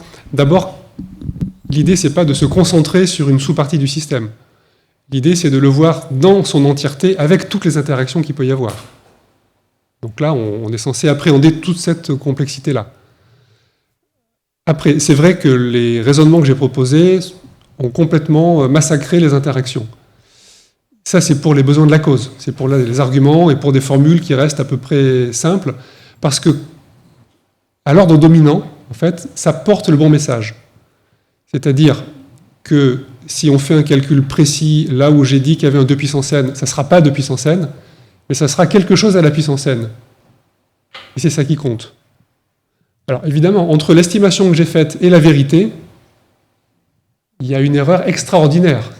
C'est-à-dire, si vous prenez 2 puissance n et que vous le divisez par quelque chose qui n'est pas 2 à la puissance n, quand n est grand, ça va être colossal. Donc en fait, l'erreur que j'ai commise avec cet argument, elle est monstrueuse. Mais elle ne change rien à la nature de l'argument. C'est en ça que c'est intéressant. Donc, si vous voulez en savoir plus, ben c'est très bien, mais il faut prendre des cours de physique statistique, et c'est très intéressant. Vous avez dit à un moment qu'on ne pouvait pas connaître la position et la vitesse d'un atome en même temps.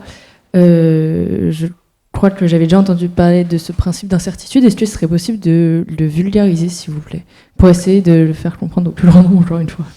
Donc ça, c'est un effet quantique. Ça s'appelle le principe de Heisenberg. Ça date d'il y a à peu près un siècle. Et ça vous dit que si vous vous intéressez, par exemple, à un atome qui se déplace quelque part dans un gaz, vous savez qu'en mécanique quantique, il y a une dualité entre les ondes et les corpuscules, que la matière, c'est à la fois des petites boules, comme des boules de billard, ici, ça c'est une bonne vision, mais c'est aussi une onde. Alors pourquoi est-ce que la vision boule de billard est bonne telle que je l'ai présentée? C'est parce que l'onde en question, qu'on peut voir aussi comme une loi de probabilité, c'est une sorte de courbe en cloche, si vous voulez, qui est localisée en un endroit et puis qui va rapidement tomber vers zéro, elle a un étalement qui est très petit. Quelque chose qu'on sait calculer, qui va peut-être être de l'ordre de l'angstrom. Donc à l'échelle où on fait des observations, on ne va pas s'en rendre compte, on ne va pas le voir.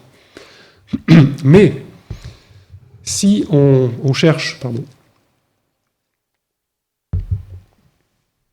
à réaliser de façon de plus en plus fine la mesure de la vitesse, par exemple, ce qui va se passer, c'est que la fonction d'onde, donc l'étalement de l'onde elle-même, va commencer à être de plus en plus grand. Donc ça va devenir, donc ce qu'on gagne d'un côté, on le perd de l'autre. Dit un petit peu différemment, la position, tout comme la vitesse, ça va être régi par une courbe en cloche qui est une loi de probabilité. Donc je sais où est-ce qu'il est le plus probable de trouver la molécule, mais la molécule, elle est aussi un petit peu sur les bords de cette courbe-là. Si on regarde la largeur à mi-hauteur de ces courbes, ça définit l'étalement des objets, et bien en fait, le produit des étalements, en position et en vitesse, c'est une constante, qui est en fait la constante de Heisenberg, qui a été une des révolutions, une des grandes découvertes des années 1920. C'est ça, ce principe d'incertitude. Donc, comme c'est en gros le produit qui est constant, alors c'est pas exactement ça, c'est le produit qui est borné par en dessous. Mais au mieux, le produit est égal à la borne. Ça veut dire que quand on va diminuer l'incertitude d'un côté, ça va fatalement s'accompagner d'une augmentation de l'incertitude de l'autre. Bonsoir. Et du coup, ça veut dire, ce que vous avez dit là, que les super yeux de l'être supersensible, ils ne sont pas possibles? Oui, grosso modo, oui. Si on est honnête, oui. J'aimerais qu'on revienne sur les systèmes complexes, notamment les nuées.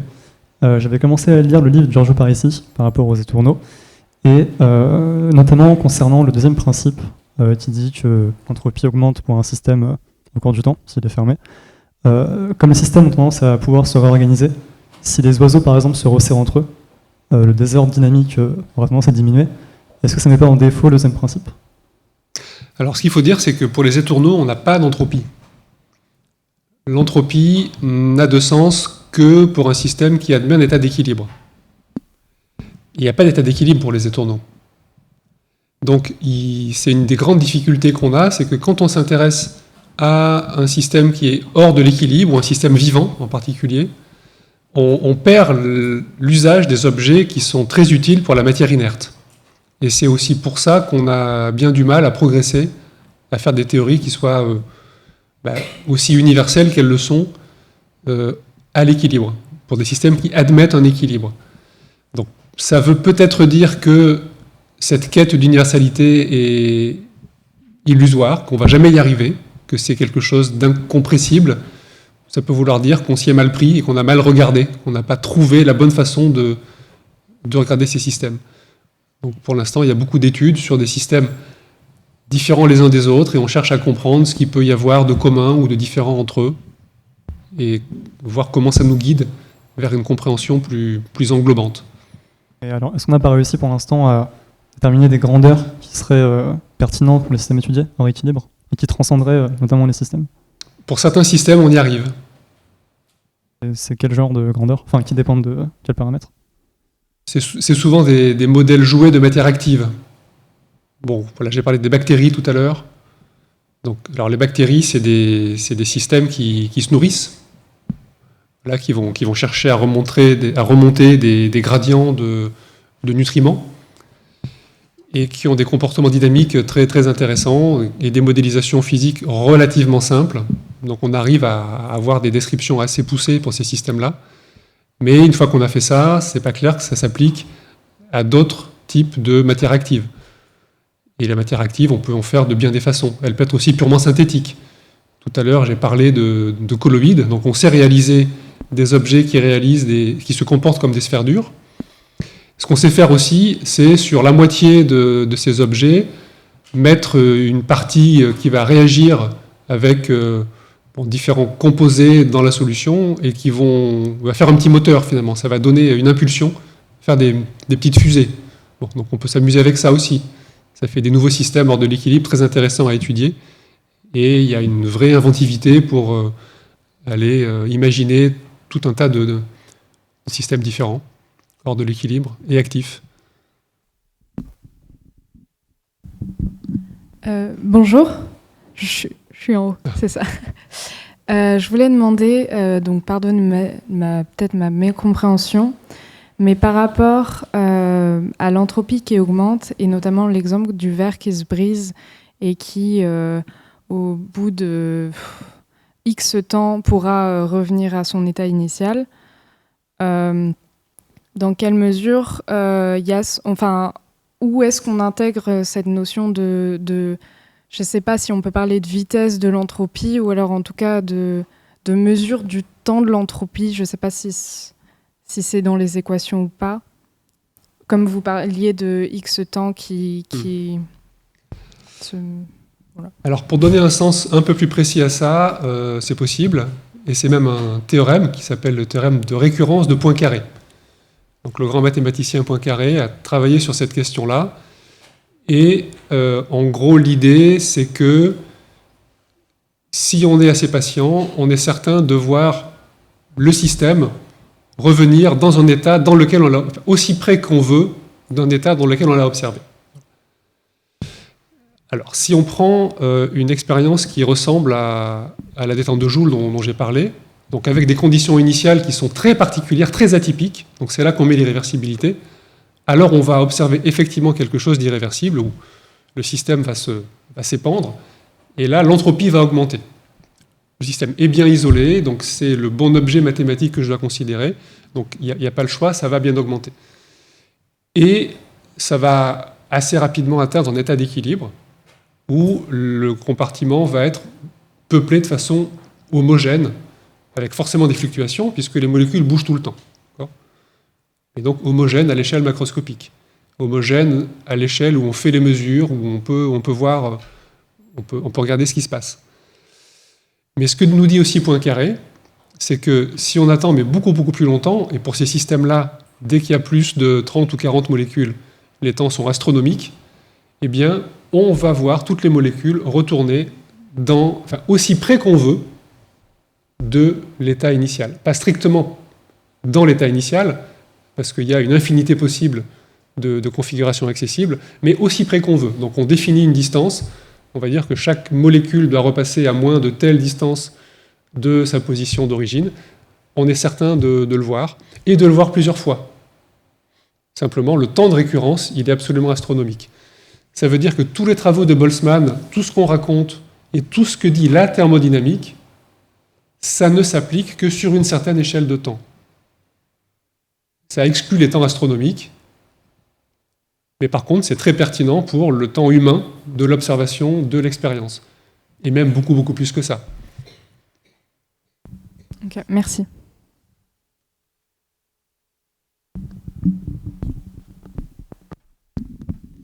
Bonsoir, merci pour votre conférence.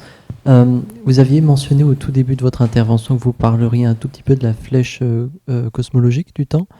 Est-ce que vous pouvez un peu plus détailler ? Ça a été très rapide et ça s'est trouvé ici, avec cet énoncé au milieu que l'expérience a dû commencer dans un tout petit coin de la boîte. Voilà, je me suis limité à ça finalement, donc c'est là qu'on établit le contact avec la cosmologie et après c'est un travail de cosmologiste. Et là, ça demande de traiter les systèmes de façon un peu plus subtile parce que les forces de gravitation deviennent importantes. Et les forces de gravitation ne le sont pas dans tout ce que j'ai raconté. Et en particulier, tout à l'heure, quand je vous disais qu'on veut des entropies, des objets qui soient additifs, en fait, ça n'est possible que quand on a des systèmes qui interagissent avec des forces à courte portée. Donc, or, la gravitation, ce n'est pas une force à courte portée. C'est une force à longue portée. Donc il faut revoir le formalisme. C'est plus compliqué, c'est plus intéressant aussi. D'autres réactions, questions ? Toi non.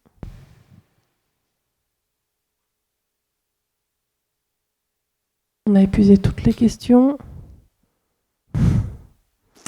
Merci beaucoup Emmanuel Trizac pour l'intervention et pour tous les échanges avec la salle. Et bonne soirée.